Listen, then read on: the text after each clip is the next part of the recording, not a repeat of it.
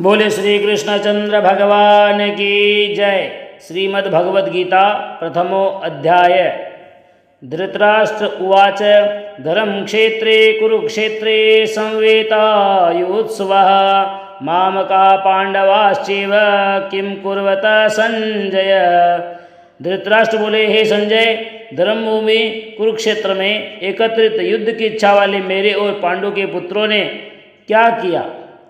संजय उवाच दृष्ट्वा तो पांडवानीकं व्यूढ़ं दुर्योधनस्तदा आचार्यमुपसंगम्य राजा वचनं ब्रवीत। संजय बोले, उस समय राजा दुर्योधन ने व्यूह रचना युक्त पांडवों की सेना को देखकर और द्रोणाचार्य के पास जाकर यह वचन कहा, पश्येतां पांडुपुत्राणाम् आचार्य महती चमूं व्यूढ़ां द्रुपदपुत्रेण तव शिष्येण धीमता। हे आचार्य, आपके बुद्धिमान शिष्य द्रुपद पुत्र धृष्टद्युम्न द्वारा व्यूहाकार खड़ी की हुई पांडुपुत्रों की इस बड़ी भारी सेना को देखिए।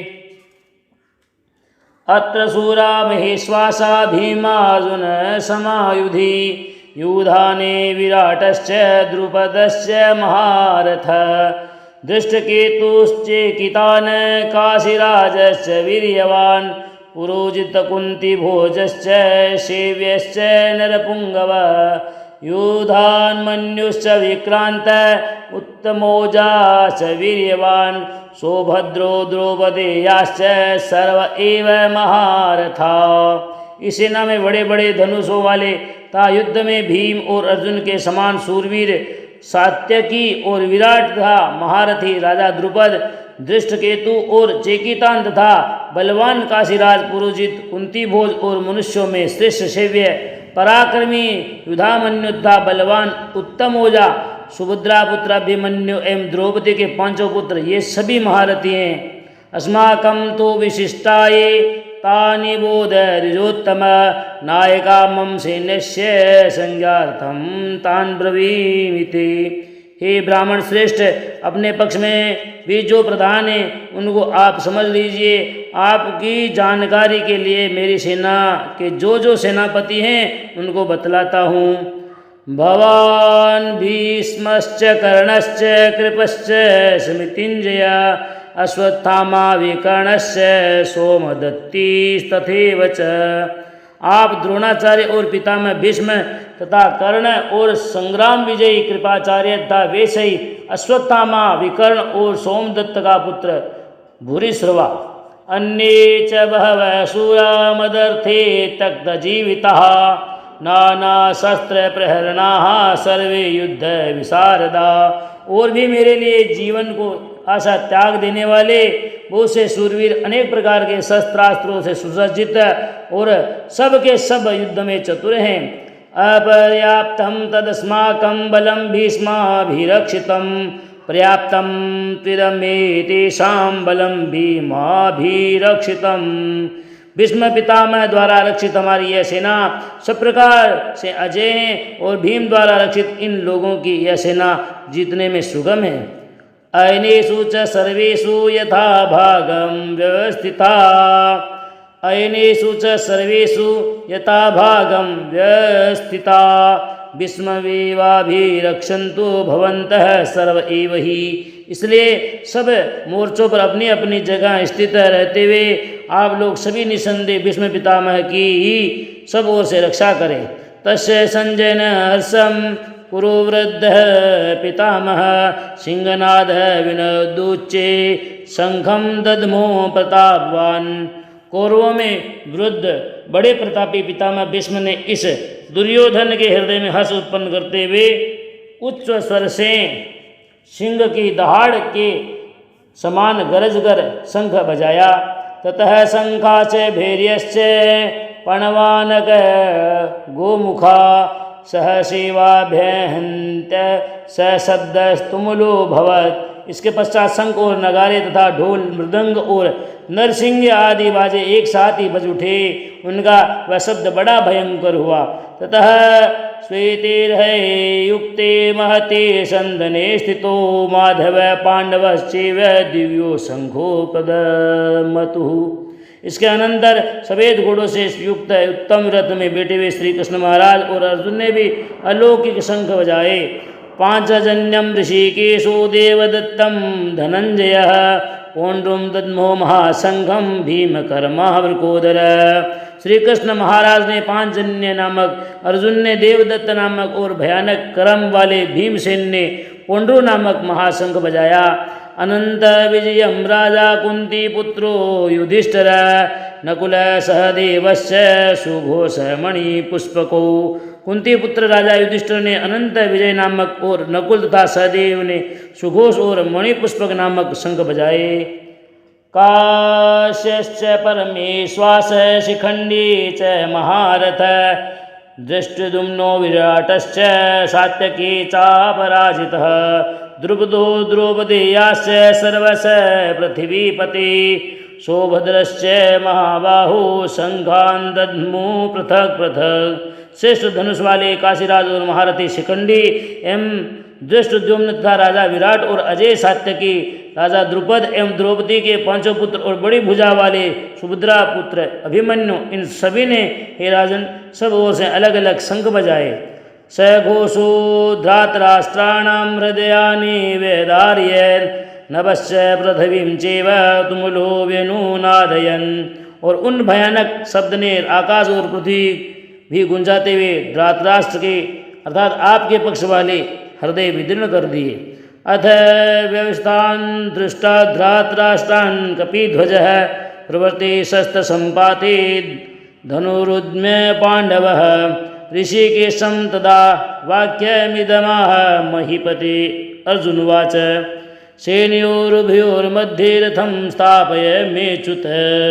हे राजन, इसके बाद कपिध्वज अर्जुन ने मोर्चा बांधकर डटे हुए धृतराष्ट्र संबंधियों को देखकर उस शस्त्र चलने की तैयारी के समय धनुष उठाकर ऋषिकेश श्री कृष्ण महाराज से यह वचन कहा, हे अच्युत, मेरे रथ को दोनों सेनाओं के बीच में खड़ा कीजिए। यावदेता निरीक्षेऽहं योद्धुकामान् व्यवस्थितान् कीर्मया सह युद्ध व्ययमिस्मिन् रणसमुद्यमे। और जब तक कि मैं युद्ध क्षेत्र में डटे हुए युद्ध के अभिलाषी इन विपक्षी योद्धाओं को भली प्रकार देख लूँ कि उन युद्ध रूप व्यापार में मुझे किन किन के साथ युद्ध करना योग्य हैं, तब तक उसे खड़ा रखिए। योष्यमाना नवेक्षेऽहं य एतेऽत्र समागतः धृतराष्ट्रस्य दुर्बुद्धिर्युद्धे प्रिय चिकीर्षवः। दुर्बुद्धि दुर्योधन का युद्ध में हित चाहने वाले जो ये राजा लोग इस सेना में आए, इन युद्ध करने वालों को मैं देखूंगा। संजय वाच एवं मुक्तो ऋषिकेशो गुडाकेशेन भारत सेनयोरुभयोर्मध्ये स्थापयित्वा रथोत्तमम् भीष्मद्रोण प्रमुखतः सर्वेषां च महीक्षितां वाच पार्थ पश्येतान् संवेतान् कुरुनीति। संजय बोले, हे धृतराष्ट्र, अर्जुन द्वारा इस प्रकार कहे हुए महाराज श्री कृष्णचंद्र ने दोनों सेनाओं के बीच में भीष्म और द्रोणाचार्य के सामने तथा संपूर्ण राजाओं के सामने उत्तम रथ को खड़ा करके इस प्रकार कहा, हे पार्थ, युद्ध के लिए जुटे हुए इन कौरवों को देख। तत्र पश्यत् स्थितान् पार्थ पितॄनथ पितामहान् आचार्यान् मातुलान् भ्रातॄन् पुत्रान् पौत्रान् सखीस्तथा ससुरान् सुहृदश्चैव सेनयोरुभयोरपि। इसके बाद प्रथापुत्र अर्जुन ने उन दोनों ही सेनाओं में स्थित ताऊ चाचों को, दादों परदादों को, गुरुओं को, मामाओं को, भाइयों को, पुत्रों को, पोत्रों को तथा मित्रों को, ससुरों को और स्वदों को भी देखा। और तान् समीक्ष्य स कौन्तेय सर्वान् बन्धून् व्यवस्थितान् कृपया पर्याविष्टो विषीदन्निदमब्रवीत्। उन उपस्थित संपूर्ण बंधुओं को देखकर वे कुंती पुत्र अर्जुन अत्यंत करुणा से युक्त होकर शोक करते हुए वह वचन बोले। अर्जुनवाच दृष्टिमां स्वजनं कृष्णं युत्सुं समुपस्थितं सीदन्ति मम गात्राणि मुखं च परिशुष्यति वेपतुश्च शरीरे मे रोमहर्षश्च जायते। अर्जुन बोले, हे कृष्ण, युद्ध क्षेत्र में डटे हुए युद्ध के अभिलाष इन स्वजन समुदाय को देखकर मेरे अंग शिथिल हो रहे हैं और मुख सूखा जा रहा है तथा मेरे शरीर में कंप एवं रोमांच हो रहा है। वेका गांडीवम संस्कृते हस्ता तत्वश्चैव परिदहते न च शक्रोम्येव स्थातुं भ्रमतीव च मे मनः। हाथ से गांडीव धनुष गिर रहा है और त्वचा भी बहुत जल रही है तथा मेरा मन भ्रमित सा ही हो रहा है, इसलिए मैं खड़ा रहने में भी समर्थ नहीं हूँ। निमित्तानि च पश्यामि विपरीतानि केशव न च श्रेयोनुपश्यामि हत्वा स्वजनामाहवे। हे केशव, मैं लक्षणों को भी विपरीत ही देख रहा हूँ तथा युद्ध में स्वजन समुदाय को मारकर कल्याण भी नहीं देखता हूँ। न कांक्षे विजयम कृष्ण न च राज्यम सुखानि च किम नो राजेन गोविंद किम भोगे जीवितेन वा। हे कृष्ण, मैं न तो विजय चाहता हूँ और न राज्य तथा सुखों को ही। हे गोविंद, हमें ऐसे राज्य से क्या प्रयोजन है अथवा ऐसे भोगों से और जीवन से भी क्या लाभ है। ये सामर्थ्य कांक्षितम नु राज्यम भोगा सुखानि च तमेव स्थिताम युद्धे प्राणाम त्यक्त्वा धनानि च। हमें जिनके लिए राज्य भोग और सुखादि अभिष्ट हैं वे ही ये सब धन और जीवन की आशा को त्याग कर युद्ध में खड़े हैं। आचार्या पितरः पुत्रास्तथैव च पितामहा मातुला स्वसुरा पौत्रा शाला संबंधिनस्तथा। गुरुजन, ताऊ, चाचे, लड़के, उसी प्रकार दादे, मामे, ससुर, पुत्र, साले तथा और भी संबंधी लोग हैं। एतान् हन्तुमिच्छामि हन्तोऽपि मधुसूदन अपि त्रैलोक्य राजस्य हेतुः किं नु महि कृते। हे मधुसूदन, मुझे मारने पर भी अथवा तीनों लोगों के राज्य के लिए भी मैं इन सब को मारना नहीं चाहता, फिर पृथ्वी के लिए तो कहना ही क्या है।